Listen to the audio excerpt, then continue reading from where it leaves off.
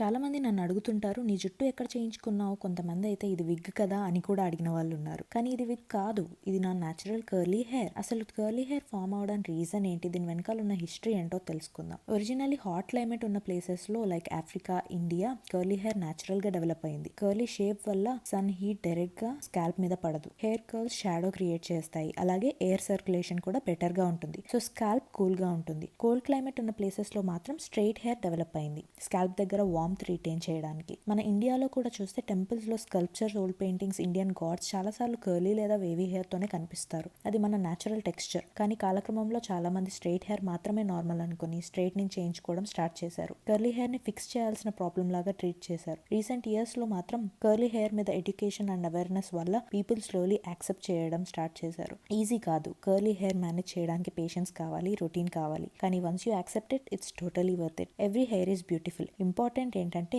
అది మీ natural hair. If you want to know నేను ఏ products use చేస్తానో, కర్లీ హెయిర్ రొటీన్ ఏంటో కామెంట్స్లో చెప్పండి.